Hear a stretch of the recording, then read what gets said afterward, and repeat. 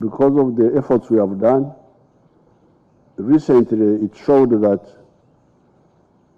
61% of the homesteads, for the first time, are now in the money economy.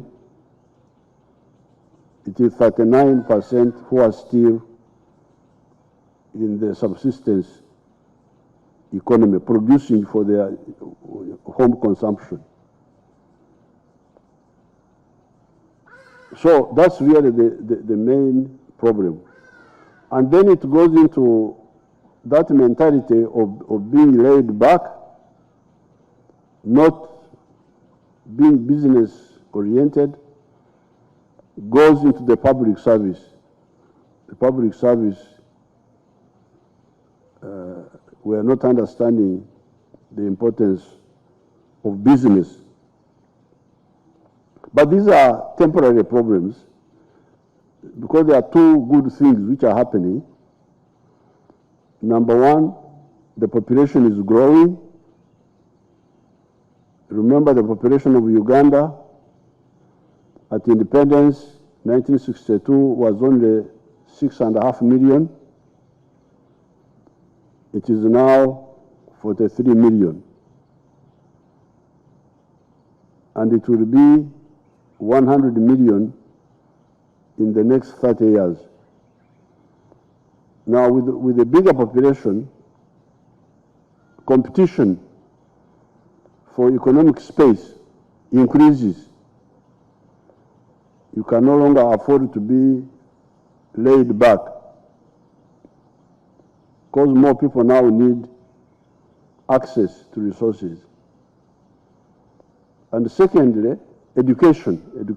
Those people, like the people of the coffee, that coffee group, these are all young people who have got modern education. So therefore, you don't have to panic. The reasons why exports are not so much is because the population had not woken up to understand the importance of exports. But nobody can compete with us once the people wake up.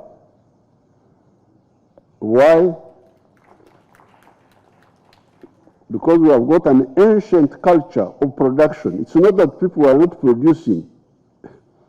So really, this is the issue. The issue has been the issue of culture. The culture of money and business had not penetrated the society. But when it does, Uganda will benefit, but also the world will benefit. So it has just been simply the disconnection between our society with the modern money economy and between our economy with the outside world. But as I've said, this disconnection is getting dissolved first by the big population. So therefore, the time to talk of exports is now, because the conditions are there. So when it comes to investors, whom we try to encourage to come to Uganda, one has got to answer the question, how can I make money in Uganda? What our government has done, as you hear, we have woken our people up to go into the money market for the money production for the first time.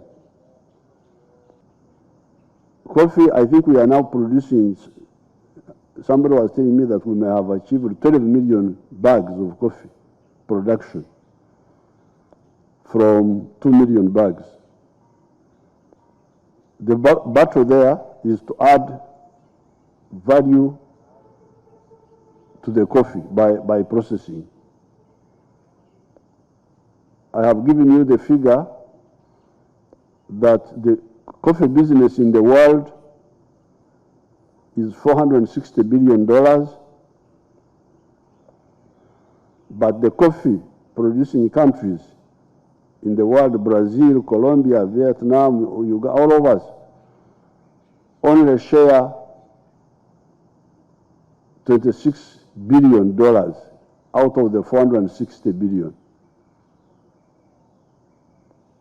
So that's why these Tugunes, this Coffee Alliance, are determined to say no. And why is this? It is because when you sell the coffee bean, you get only $1 per kilo.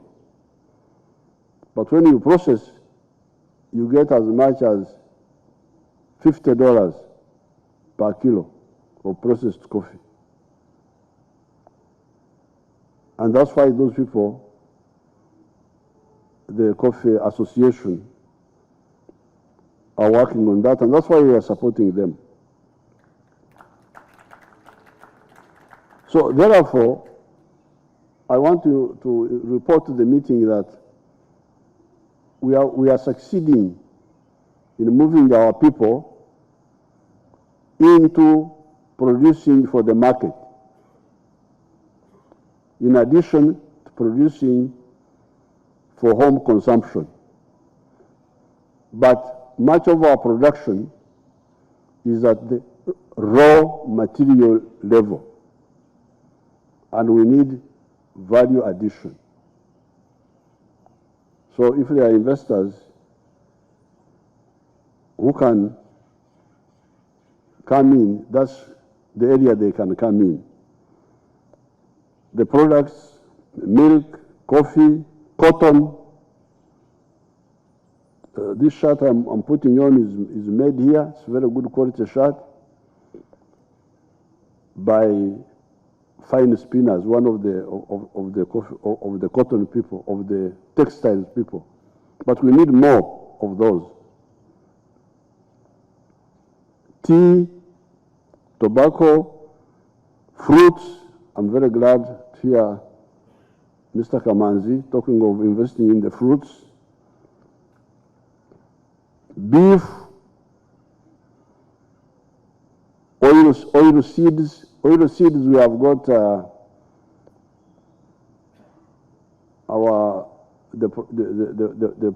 group of the palm oil, Bidco. They are growing the palm oil and processing it. But we are going to grow more. Cocoa, bananas, Dr. Maranga, bananas, we are one of the biggest producers of bananas in the world. Leather, cassava, sugar, etc. So, there we need more investors in that agro-processing. Then you have the minerals, adding value to minerals. So in this last 9 to 12 months, we have learned 4 lessons, and that's why we are here, to seek your authority and your indulgence to make sure that this year we start this March does not look like last year.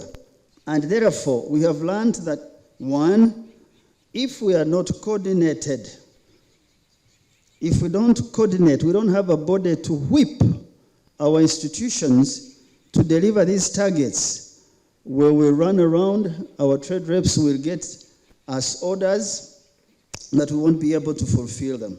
So coordination is a lesson we have learned, and that's why we brought these trade reps, so they can see what we're trying to do, to put everyone in one circle and say, all hands on the deck. We can't move unless we coordinate. Number 2, we have learned that if we don't disrupt culture, behaviors, the way we have acted, we won't make these deadlines. And if there is no consequence for failure, because in the private sector we fear failure. We fall, we stand again. But we fall, we learn. Some of the key interventions being implemented by the government of Uganda to support transport and logistics development include the following: formulation of the national transport policy. That one we have, it's ready. It also guides investment in transport, private investment in transport. It provides a strategic direction for the development of Uganda as a regional logistic hub. We have signed an MOU with the National Logistic Platform to spearhead the development of the logistics sector in Uganda. We have harmonized our laws within the country and also within the region, and that supports regional trade very, very readily. The main artery feeding to the hub is not yet fully done, but we are going to start doing it come this financial year, and that's the railway line from Tororo all the way to Gulu. But the logistic hub is ready, and right now you can visit it and see how the facility is, and we think that that will be able to handle the markets to South Sudan and DRC in that sector. Government is also developing a multimodal port at Bukasa. This is just close to the industrial park of Namamve, where we expect to be connecting and taking advantage of one of our resources which we have not taken advantage of over a long time, and that's the Lake Victoria, transport by water. We know that Tanzania is moving very, very steadily with doing their railway from from Dar es Salaam onto Mwanza, and then we should be able to hold the cargo from Mwanza and Musoma, and also from Kisumu onto Bukasa Port. The port is going to be, we are going to start developing that port very soon. Entebbe International Airport is undergoing massive improvement in terms of expansion, which we have done. We are increasing its capacity. We have revived the airline. This is for your own good, again, for the good of those who want to ease the travel and export of goods. Yes, we still have a challenge connecting to opening some of our routes, like the route which everybody keeps asking me about. That's the direct route from Entebbe to London. It will come. It's not whether, it's just when that route will come. But we are in advanced stages on opening our route to Mumbai and also to Guangzhou.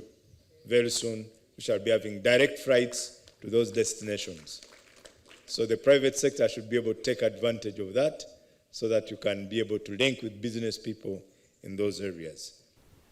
It had been predicted that Uganda would be amongst the 10 fastest growing destinations for leisure travel spending between the year 2020 and 2026.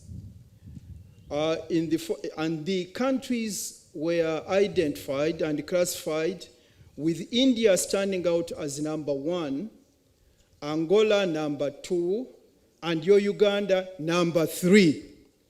Now, that means a lot for us from the point of view of earnings, but also from the point of view of investment and opportunities. And I wanted you as leaders to take note of this. In our view, this discussion today should be about timely follow-up and timely implementation of the policies, programs, and interventions already agreed in meetings convened by government and stakeholders. I think the brainstorming on ideas of what will make us perform better has been going on for a long time. What we are missing out on is implementation. I heard the minister talk about urgency. Mr. Chairman, can anyone whip us to appreciate the fact that we have already lost time with everything and we must pursue everything with urgency?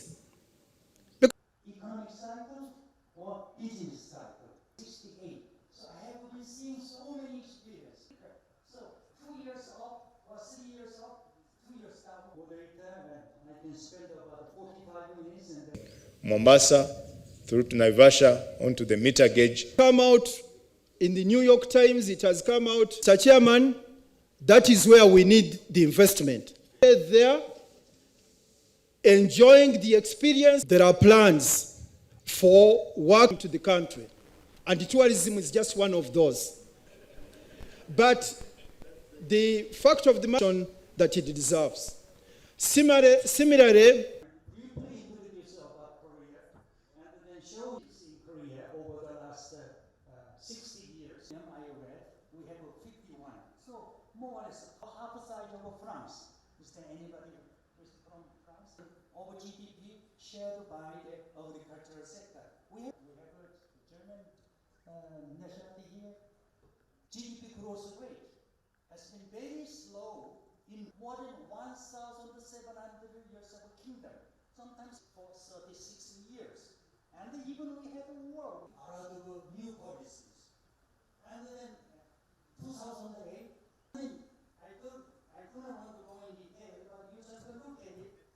By year 2 diagram, it is from the government sources, and the ship building, and then many electronics goods. And then move on company in the world in terms of mobile set and computers. But Samsung is competing with Apple.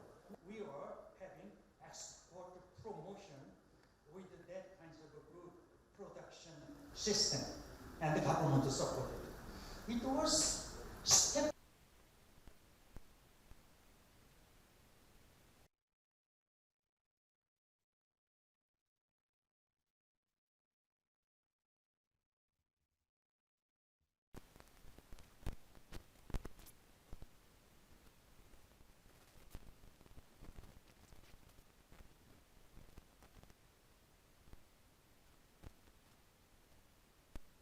About their market, more policy infusion into the newness. You had based in Johannesburg, so Arif Monsi, just come.